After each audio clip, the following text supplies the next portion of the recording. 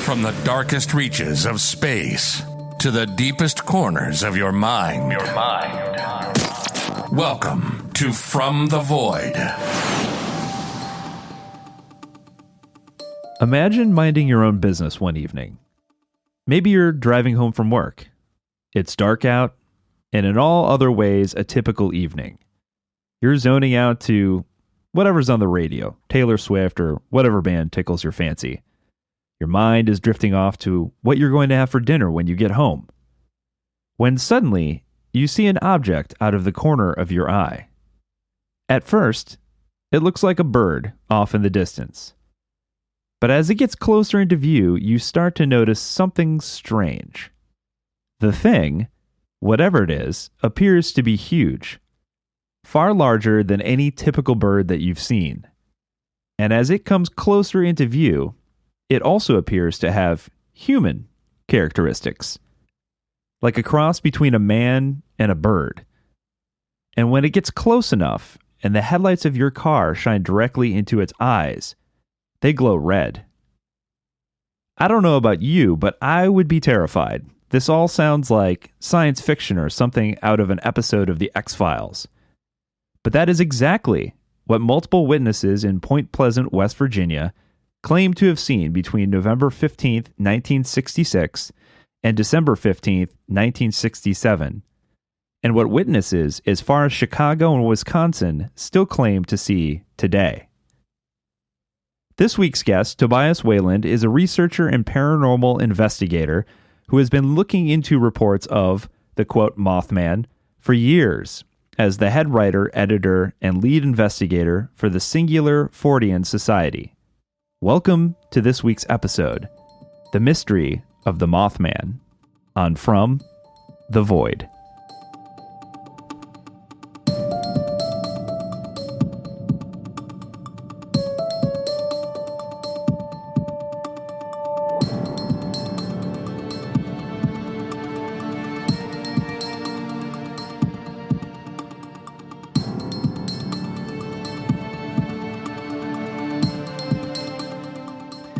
All right, welcome to the podcast. Thank you so much, Tobias, for coming on the show tonight.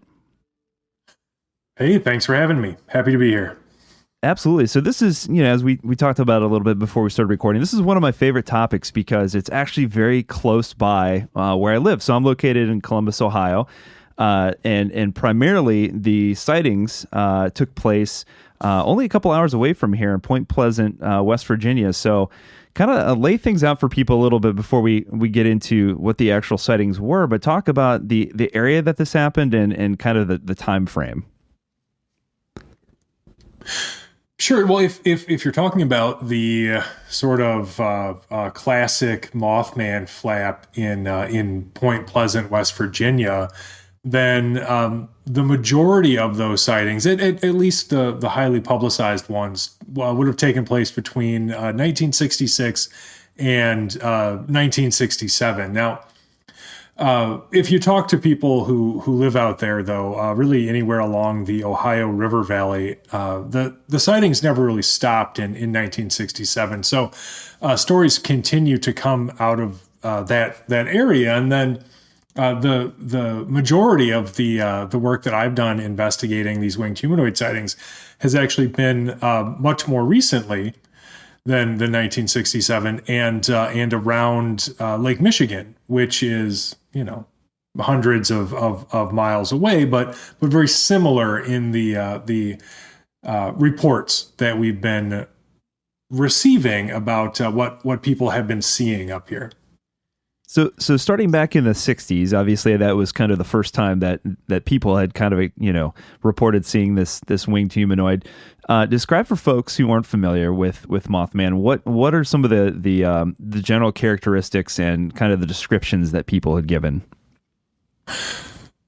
Sure. So the I guess to put it in very general terms, like more or less what people would describe is this winged humanoid creature with either bird-like or bat-like characteristics, and just in the way they would describe its wings and similar, with these glowing red eyes, and they would often describe the coloration of the creature itself as being very dark, either dark gray or black. And your general encounter with this being would be some variation of, being out, kind of going about your business and encountering this winged creature very suddenly. And the experience is often accompanied by feelings of this very stark kind of raw fear. And sometimes people would also report weird sort of accompanying paranormal phenomena in other aspects of their life. And so maybe they would have this sighting, and then, their house would act like it was haunted for, a week or however long after the sighting.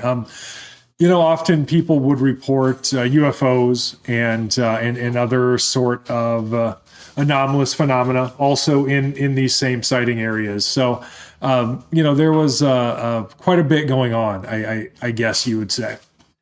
Yeah, in the area, Point Pleasant is kind of interesting too, because there's some connection to the military post World War II, right? Like there's some kind of munitions, I guess, storage facilities on the outskirts. Well, there is a decommissioned munitions area. Yeah, it's the old TNT area.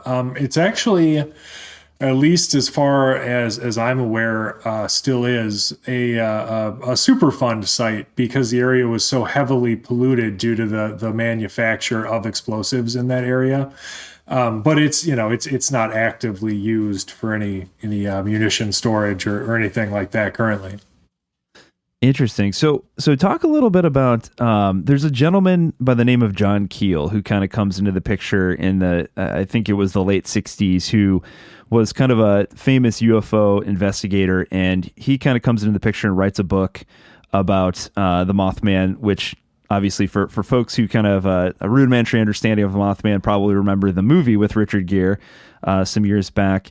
But there's definitely some, or at least it seems to be, some artistic liberty that maybe he took in the book. So help me separate a little bit of the fact from fiction there. So he kind of made some connections to maybe the UFO phenomenon. Were these things that were reported by the initial witnesses? Because there were quite a few, it seems like, folks who kind of reported these encounters to local law enforcement.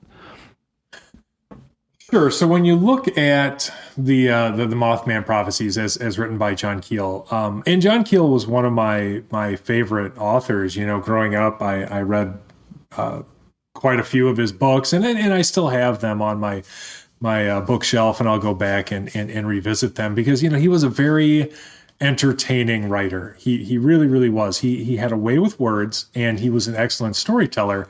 But the thing about Keel is, as an excellent storyteller, he never really let the truth get in the way of a good story. And you can see that represented probably best in the Mothman prophecies. And, he spins this really elaborate narrative throughout, sort of connecting all of these otherwise seemingly disparate events in this relatively local area surrounding the winged humanoid reports. And, frankly, whether or not people choose to connect those to the actual winged humanoid sightings, that's up to the individual to decide, frankly. But there's also some stuff in there that I don't really like to gloss over as a matter of opinion. Probably most notably would be the collapse of the Silver Bridge. So for anybody not aware, the Silver Bridge that spanned Point Pleasant to Gallipolis, Ohio, collapsed very tragically due to the failure of one of its I-beams. And so it collapsed in December of 1967, just before Christmas. And, something like, I believe it was 47, I want to say, don't quote me on that, just right around 40 people lost their lives as a result of this bridge collapse. And when John Keel wrote his book in the, I believe it was the early 70s, he included the bridge collapse as sort of a narrative ending to his book, and sort of tied it into the Mothman phenomenon. Now,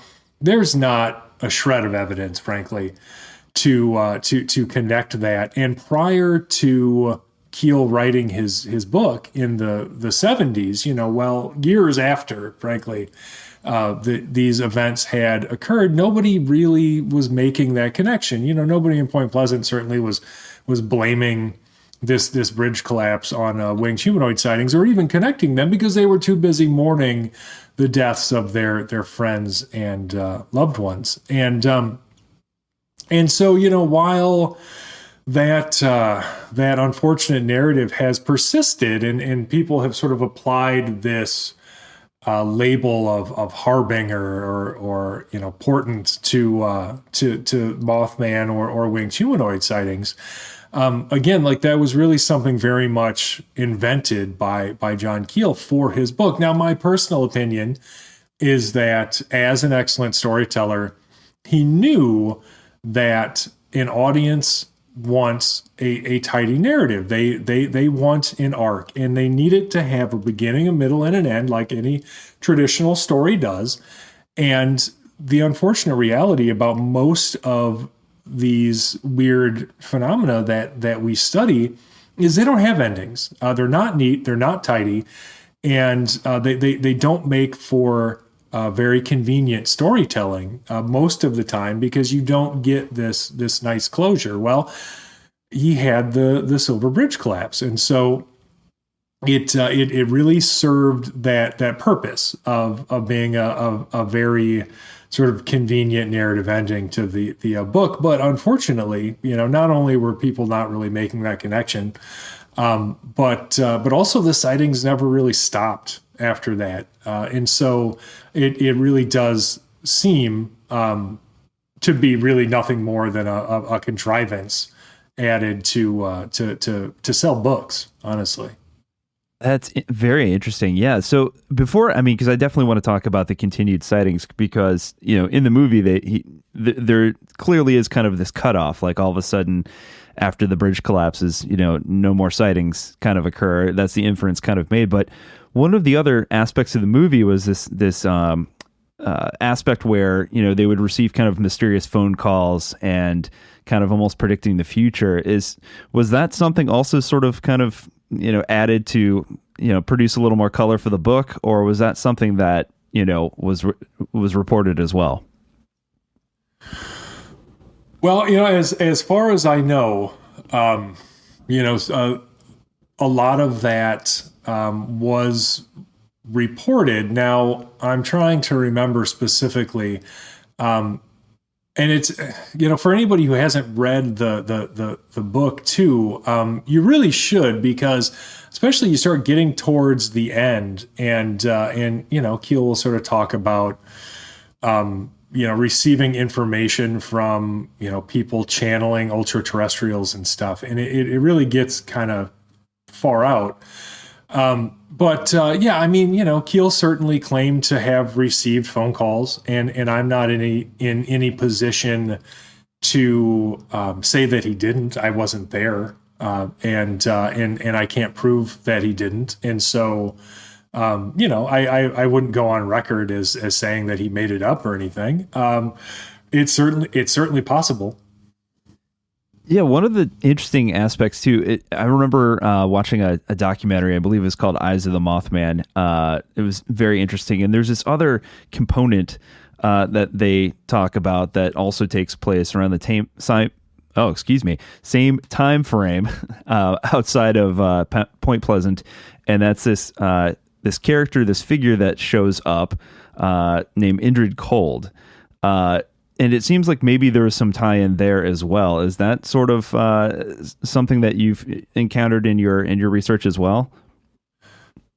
Well, I mean, that's one of those things that I mentioned earlier that it took place in sort of the same local area, and so you had Keel who basically sort of took every weird thing that happened around this town that he could find and folded it into one narrative. And so, yeah, the Woodrow Derenberger injured cold, UFO occupant encounter, that happened relatively close to the winged humanoid sighting areas, and so it was folded into this narrative by Keel.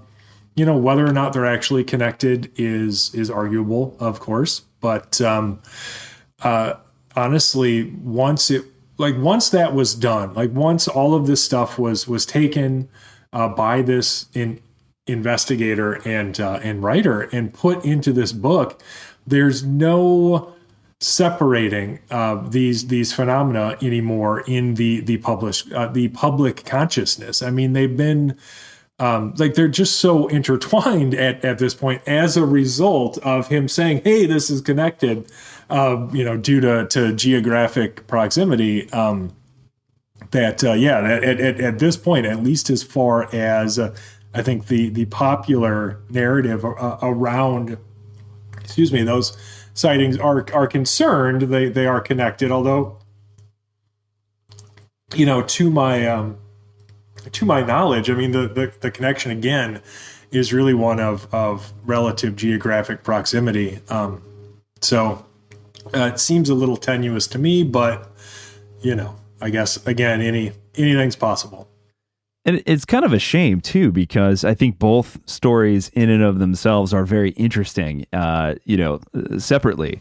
And so, you've got these sightings, multiple sightings, but multiple witnesses describing this winged creature who's the size of a human being, with these massive wings and red eyes.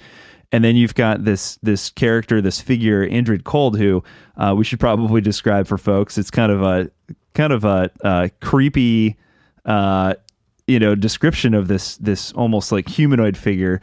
So tell people a little bit about that, because there's this. It kind of begins with this sewing machine salesman who's on his way home on this dark, kind of cold and rainy night, like every good horror movie starts, and he's kind of stopped on his way home by this object, and then encounters this human-looking, being. So tell people a little bit about what are the details behind that case. Well, sure. So, I mean, essentially what Derenberger described was, I believe, well, there are a couple of conflicting accounts as far as the actual, UFO described, because, it's been related as either appearing to be in automobile, or at least he thought it was in automobile at first, but then in other descriptions, I've seen it as being described as the same shape as a kerosene lamp, actually. And so basically, he's driving and he's overtaken by this unidentified flying object that lands in front of him. And out of this object comes this man, seemingly normal looking man, who is smiling and communicates, with Derenberger through telepathy. And, they have a relatively mundane conversation, and then he leaves again. And reportedly, Darren, and I don't know probably as much about this particular encounter and the subsequent encounters. But yeah, I mean, reportedly then he had other contacts with this being after this initial sighting as well. And because of where it took place, Keel sort of connected it to the winged humanoid sightings. What's interesting to me about this case too is you've got this one individual who claims to have had this encounter, but then it seems to be there are some reports that there were some others who had a same encounter on the same road in the same evening. I can't remember if it was like two truck drivers or something like that, but there are two gentlemen who claim to have also encountered Indrid Cold and describe him in much the same way, with this over-exaggerated smile, and asked them a number of questions that seemed very strange to them. Like he was fascinated by like their ballpoint pen or something weird.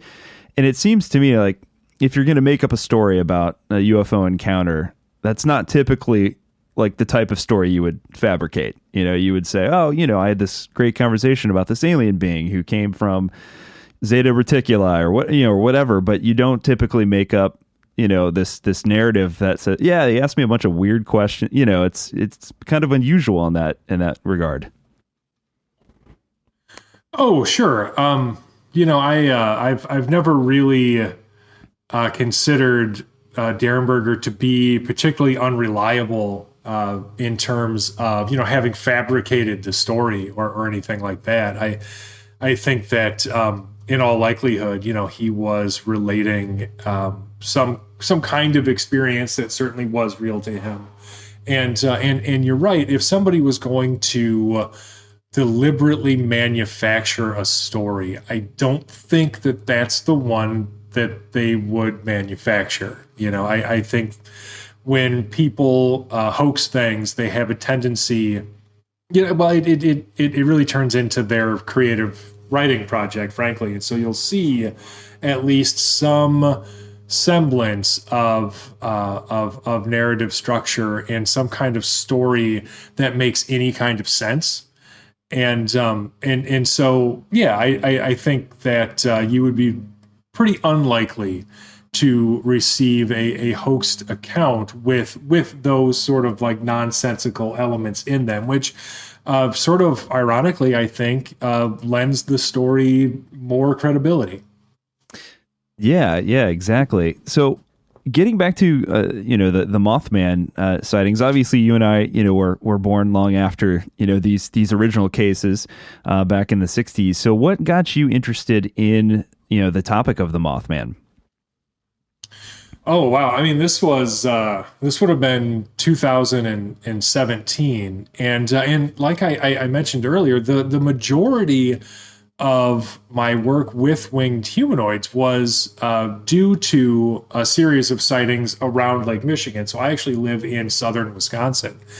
And, while I had always been interested in Keel's work, and, I had read the Mothman prophecies before, I had never really felt like I needed to dig any deeper into it until this other flap of sightings began. And so, at that time, this would have been spring of 2017.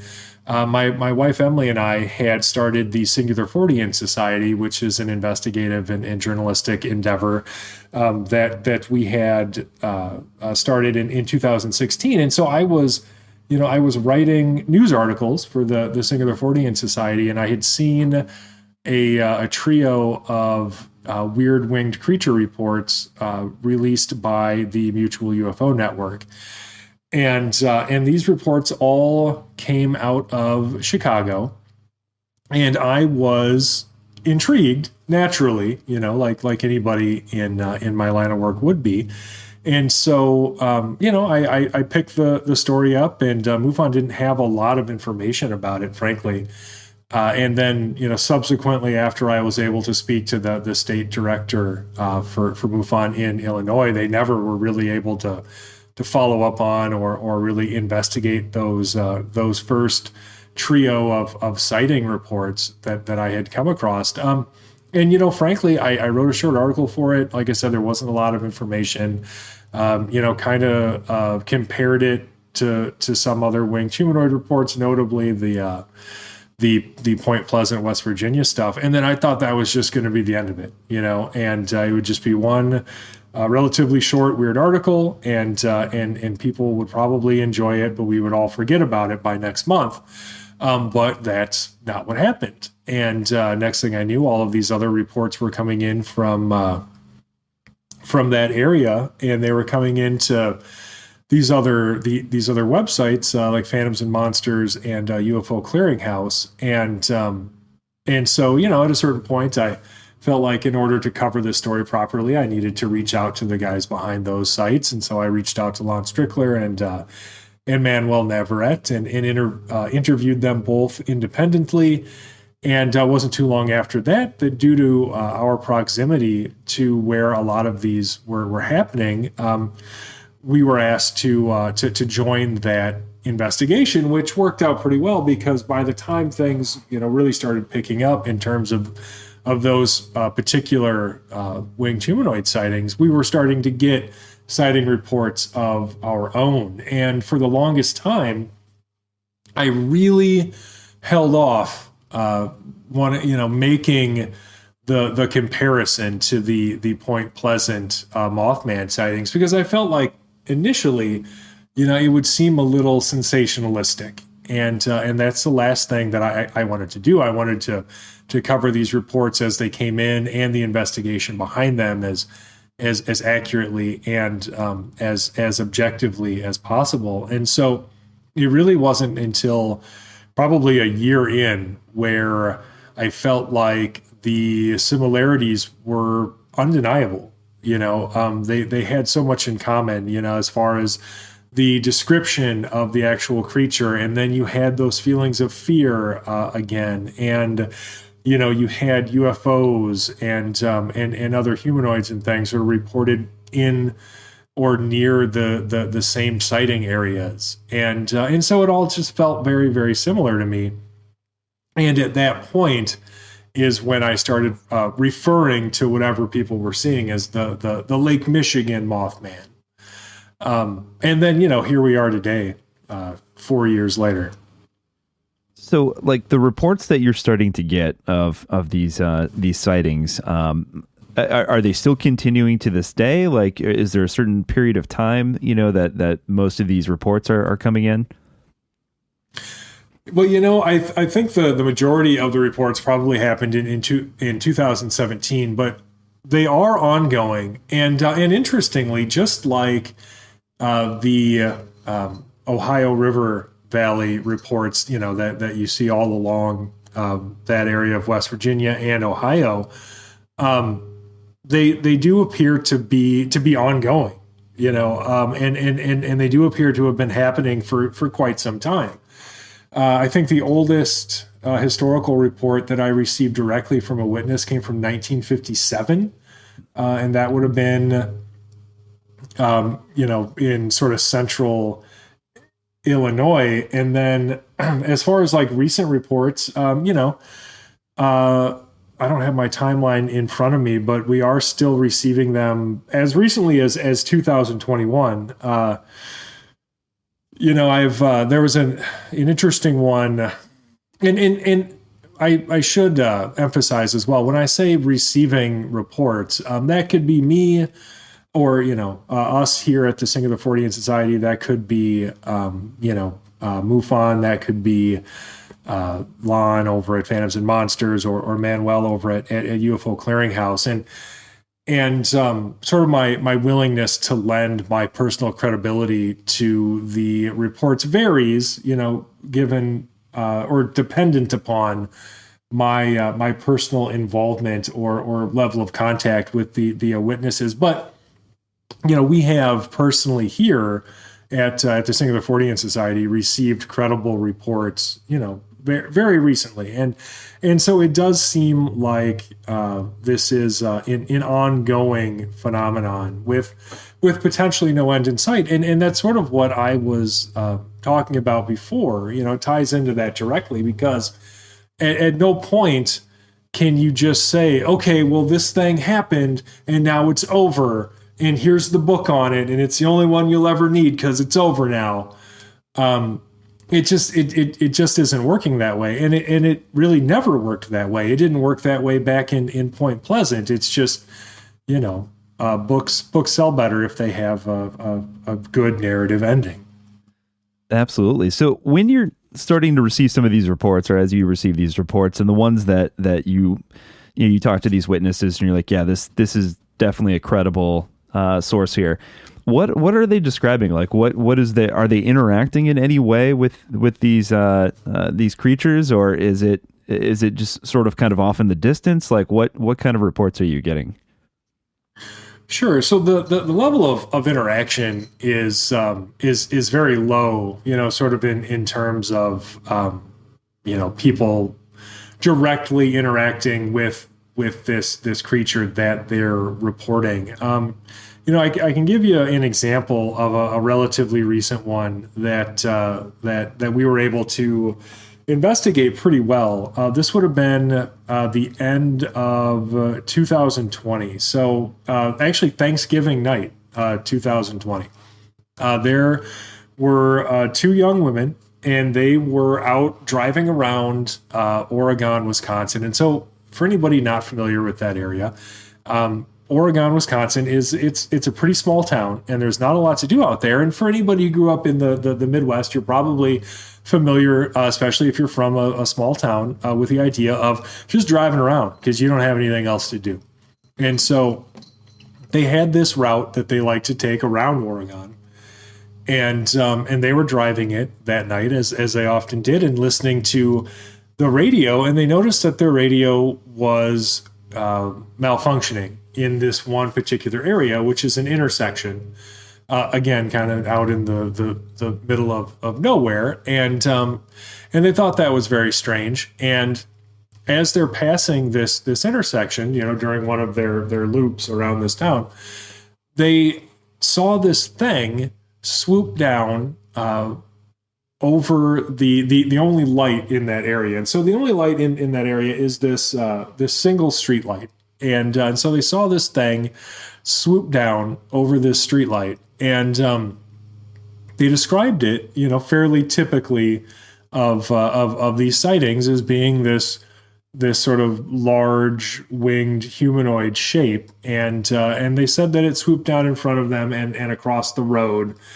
And then it was gone. But then one of the young women, the passenger, as of course they freaked out for a second, but they decided that they were going to keep going and kept driving their route, and as they're coming back, like they're, I think, kind of hopeful that they'll see it again, but reluctant because they were freaked out, I think would be appropriate. And so as they were coming back again, one of the young women, the passenger in the car, said that she saw this thing, this sort of bulky humanoid with this large like wing shape at that time.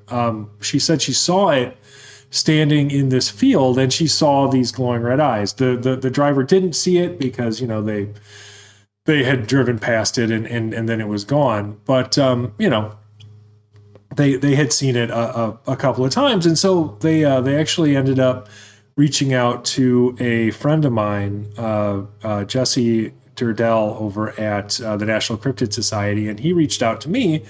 As he often does, if he gets one of these weird reports, a lot of our friends do that. Actually, they'll get a report, maybe into their own site or organization or whatever, and then they'll send it our way because they know that that's kind of one of the things that we do over here.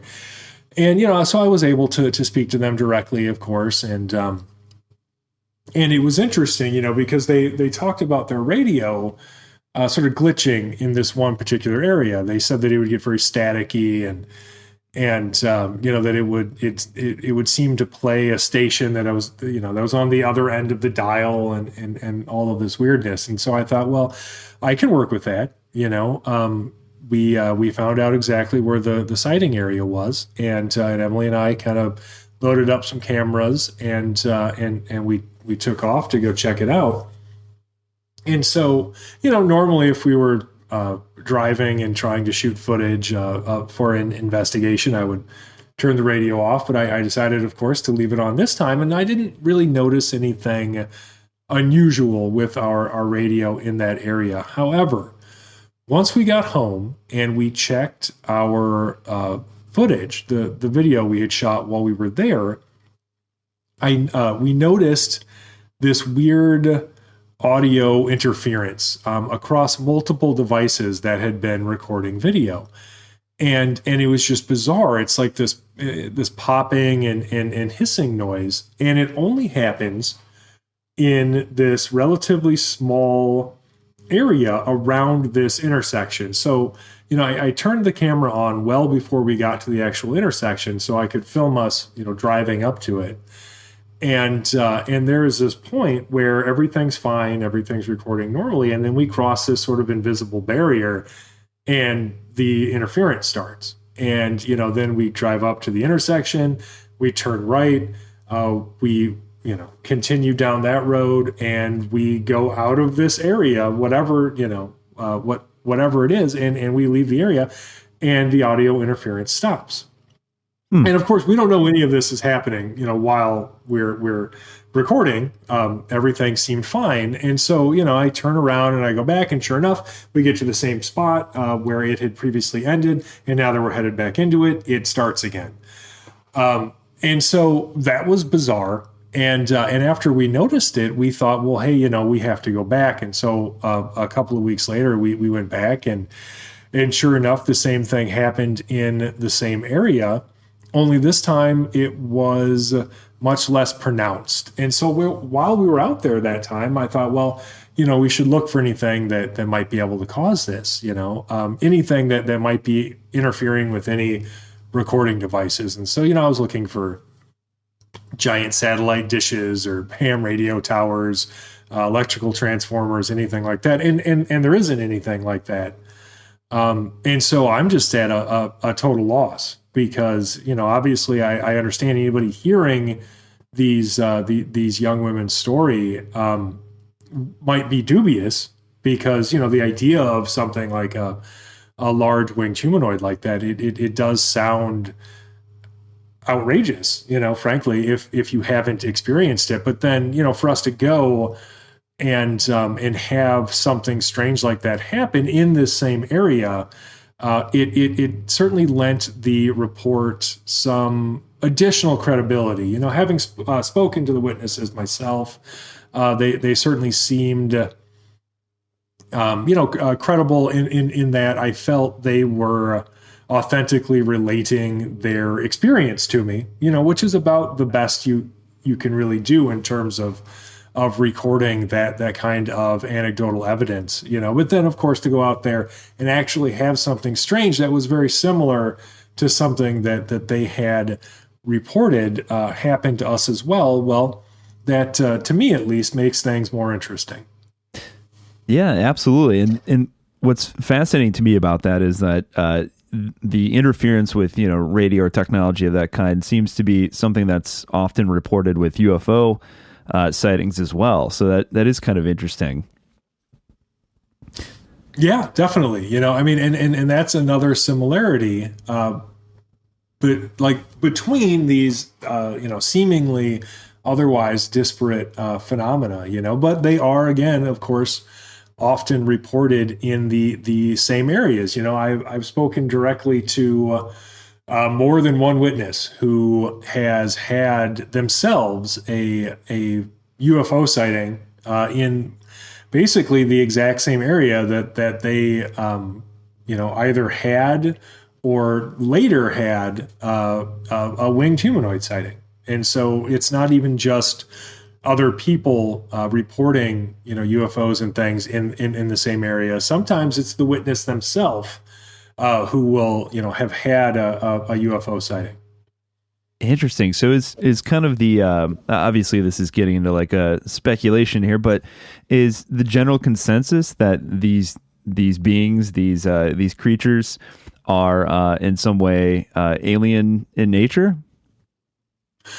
Well, that makes an assumption that UFOs are alien in nature. Now, I'm one of those UFO purists who, when I say UFO, I really do mean unidentified flying object, because I don't know that they are extraterrestrial in nature. Certainly you look at somebody like John Keel, and he very much did not believe that they were extraterrestrial in nature. He had what he liked to call ultra terrestrials, which he described as sort of this species, or maybe many related species, who knows? But these beings that that existed alongside of us and had for a very, very long time. And so we sort of share this world with them, and maybe they exist in dimensions that we can't perceive, or in a state that isn't readily perceptible to us. But in any case, they don't come from anywhere out there. They exist on Earth, with us, and have possibly forever. And so I'm not saying that is necessarily the case, but I would allow for that as a possibility.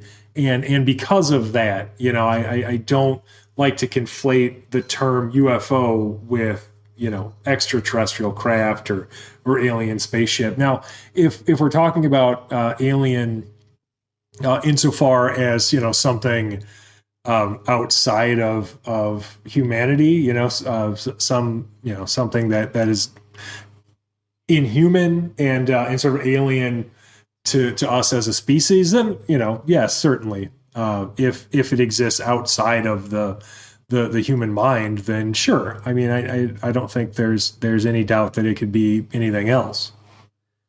So I know there are, obviously a lot of skeptics out there who are like, I don't know. Is it, some sort of misidentification? Because obviously, a lot of these encounters seem to happen at night.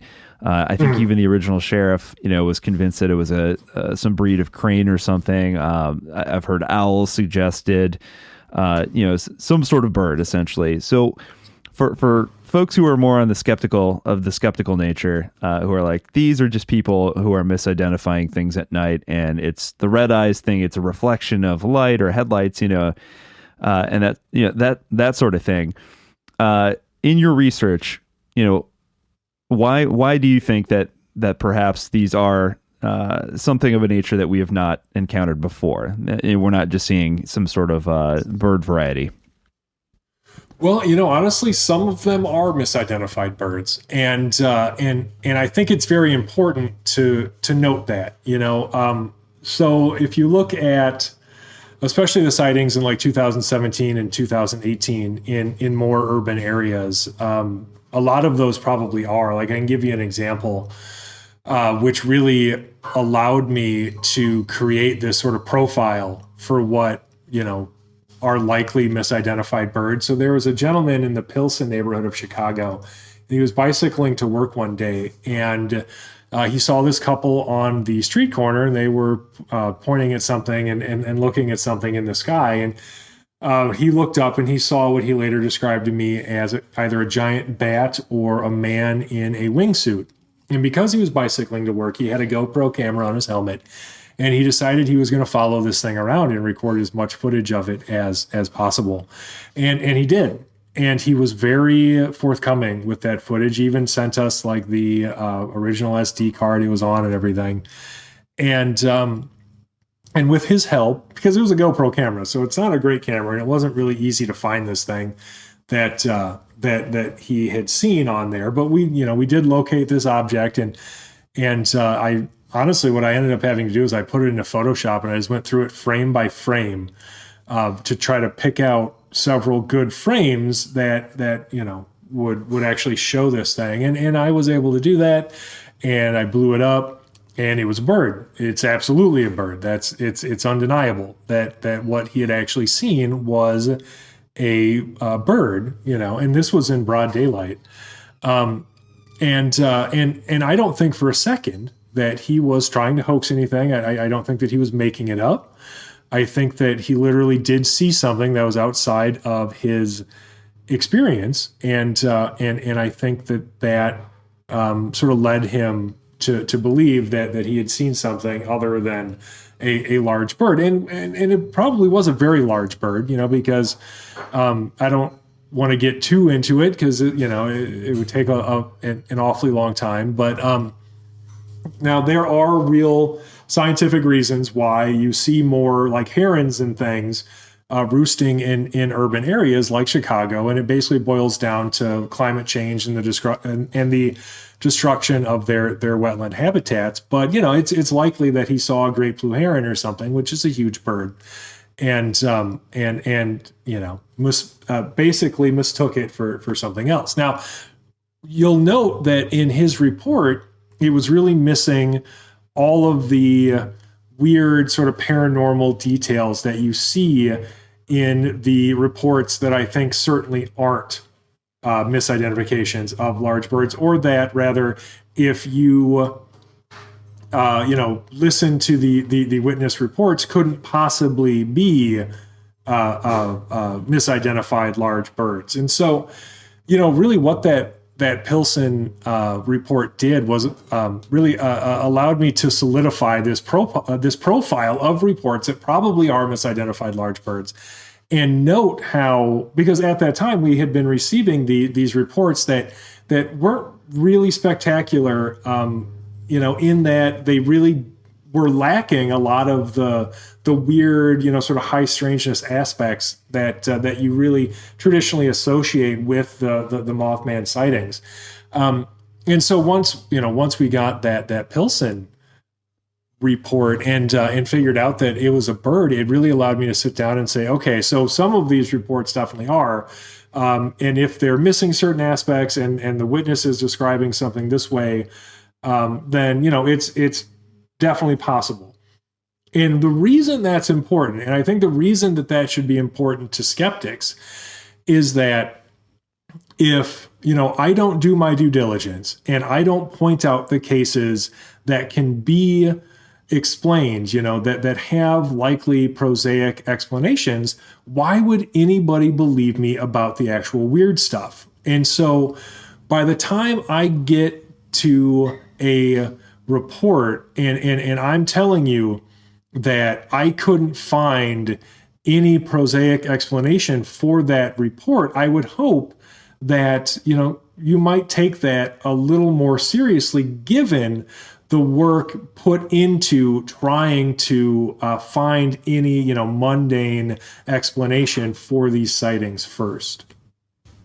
Yeah, I think that just goes a long way in lending credibility to the work. I think there's so many people out there in the field that unfortunately sort of muddy the waters. They're just too eager, because we all, we're interested in this field because it's fascinating. It's something that is outside of the norm.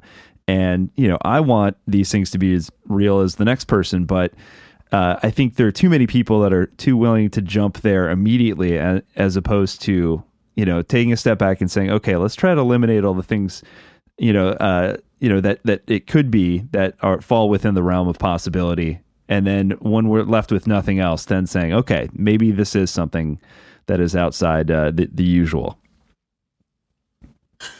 Yeah, I mean, definitely. I really couldn't have said that any better myself. That's certainly what we try to do. And I stand by our work, and I think that that's something that has really come through in this in investigation, at least how we've handled it here. And it's really interesting to me.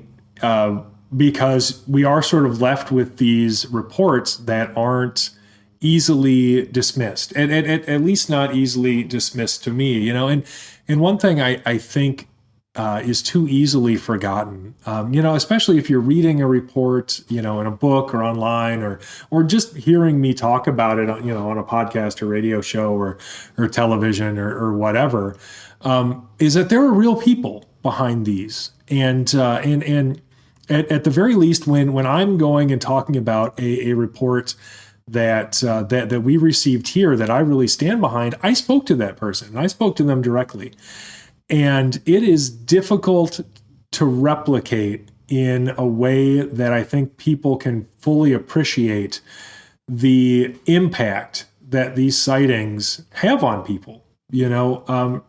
Often, I will find myself speaking to another adult who is terrified, scared, to speak of their experience still. I remember we had a case out in McWanago, Wisconsin, that really stuck with Emily and I both, because this gentleman, he was very welcoming and was willing to take us out and show us around the sighting area and everything, and is sort of typical of witnesses when they do that with us. Even though it was broad daylight on a beautiful spring morning when he was out there taking us around, he's still sweating, visibly upset, telling this story, and he's not alone. We've had other witnesses with whom we have spoken, who reacted the same way, and they're not getting anything out of this, frankly, which is something else people need to understand. Like there's no real benefit to people sharing these reports with us and having us investigate them, other than the kind of cathartic release you could expect from somebody who has had a very impactful experience and just needs to talk about it and needs to try to understand it. Because certainly there's no monetary gain for anybody involved. They're not getting famous. They're really, all they're getting out of it is the relative comfort of somebody taking them seriously and trying to help them understand these experiences, at least as much as any of us are capable of understanding them. And so, while it is easy to dismiss them out of hand, once you have sort of removed yourself from that human element, I really, really, really caution people from doing that, and just urge everyone to remember that behind every one of these reports is an actual human being. Yeah, that's such a great point to make. That was, you kind of got into kind of my last question for you, which was to kind of tell me about one of your favorite cases, maybe one of the more interesting cases that you've encountered in your research. Sure. So, well, I mean, honestly, that McWanago one, it is interesting, but along those same lines, there was one that I know Emily and I both sort of regard as one of the most interesting ones to us. And this would have been in Woodstock, Illinois, February of 2019, I believe.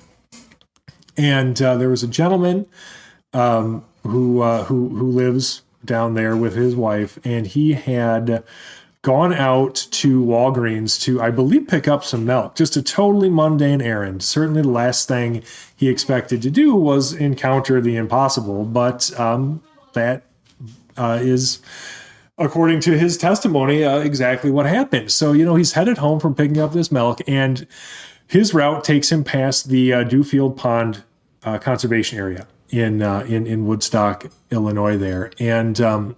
And as he is approaching the entrance, he sees something leaving this conservation area. And so it's 8 p.m. or so in February. So it's already dark outside. He's got his headlights on, and illuminated by his headlights, he sees what he described as this large, bulky, sort of hairy figure with these huge bat or gargoyle-like wings coming out of its back, I guess. And he sees this thing walking, and it takes 2, 3, 4 strides, and it's all the way across the road, and that's it, and then it's gone.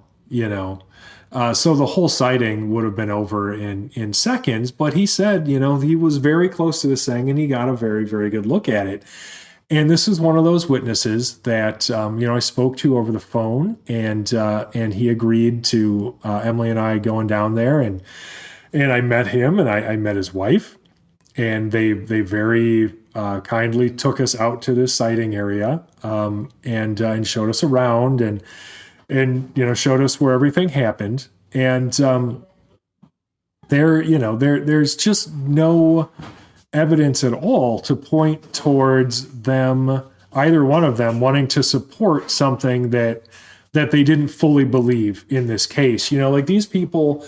Now, I'm not going to I'm not going to dox them or anything, but I can tell you, like these people are professionals with careers in their community, and they had everything to lose by being attached to this kind of story. Certainly, they gained nothing other than the sort of cathartic release that comes from telling these stories and being able to have someone take you seriously and then help you, try to understand it. I mean, that's really the only benefit that they would have received. I mean, to go down there, be able to speak to them face to face, and see obviously how impactful this experience had been on this gentleman. And then, after that, to receive other reports in that area, lent credibility to his story as well. And so that's one that I think I'll probably always carry with me. Yeah, that's huge. It's one thing to have, one or two credible witnesses, but to have multiple reports by unrelated credible witnesses in the same geographical area is just that just, it lends even more credibility to that case.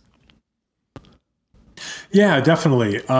Interestingly enough, one of the reports there, now this was one that I would have written off probably, except that it led to, actual documented evidence of the sighting. And so basically what had happened was, after we had written and published an article about that first Woodstock sighting, we received an email from a gentleman in that area who said that he had seen the same thing, and that he had, called the police about it. So he was outside of the Jewel Osco in the parking lot in like the wee hours of the morning. It was like 2 or 3 a.m.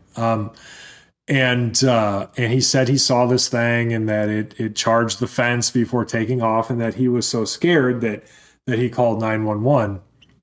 And so naturally, I responded to this email and I said, hey, would you be willing to be interviewed about your experience? And do you think you can get me a copy of that police report? And well, I never heard back from him. And so, normally when that happens, I just assume that I guess I don't really assume anything.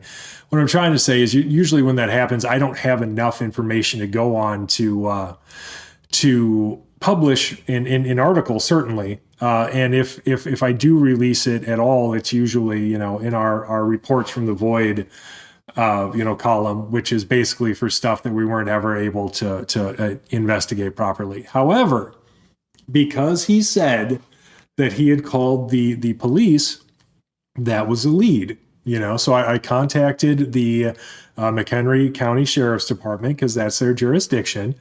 And I filed a FOIA request with them, gave them the specific information that I had.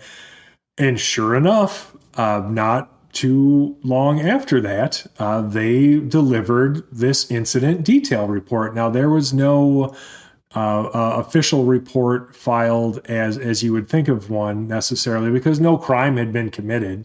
But there was an incident detail report showing that this gentleman had called 911, and that a sheriff's deputy had responded, and that while he didn't find, any monster or anything like the rest of this gentleman's story, as far as, being upset or frightened enough to call the police, actually happened. Wow. And he wasn't charged with, filing a false police report or whatever the equivalent crime would be for calling 911 without good cause or whatever. Like, he wasn't charged with anything like that. And so, there's no reason to believe that that's what happened necessarily. And so, that was, it was just an interesting piece of sort of corroborative evidence, I think. Yeah, that is fascinating. So thank you so much for coming on the show. This is such an interesting topic. Before I let you go, though, where can folks go to stay up on top of the work that you and your wife are doing and the investigations that you guys are involved in? Oh, sure. Well, first of all, thank you so much for having me. And then if you're interested in what we do at the Singular Fortean Society, you can find us at our website, singularfortean.com. Otherwise, look for us on every social media platform. We're on Facebook, Twitter, Tumblr, and Instagram. And so you can follow along with the Singular Fortean Society there. If you're interested in either of my books, you, of course, can find them on Amazon, or you can go to singularfortean.com/books, where we do offer autographed copies. And if you're interested enough in what we do that you want to be a part of it, I encourage you to check us out at patreon.com/singularfortean. Awesome. Thank you so much. We'll have all those links in the show notes. And again, just really appreciate your time tonight. This has been absolutely fascinating. So I appreciate it. Thank you. I appreciate being here.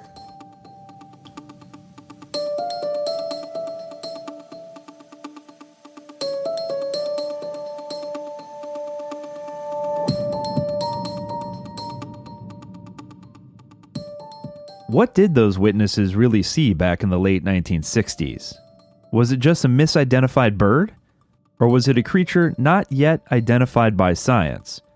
Or was it something from another realm altogether? And what about the witnesses that continue to see it today? For now, the best we can do is to continue to keep our eyes to the sky and hope we eventually capture evidence that will provide us answers once and for all. Until then, I'll be back next week with an all-new mystery. Thanks as always for listening. If you enjoyed the show, please consider giving us a 5-star review on iTunes and leaving us a nice review. It helps us get noticed. And the most helpful thing you can do is tell a friend to check us out. Don't forget to subscribe so you don't miss a single new episode, and check out all our past episodes from Season 1. They're all available anywhere you find your podcasts. Until next week, I'm your host, John Williamson, and you've been listening to From the Void.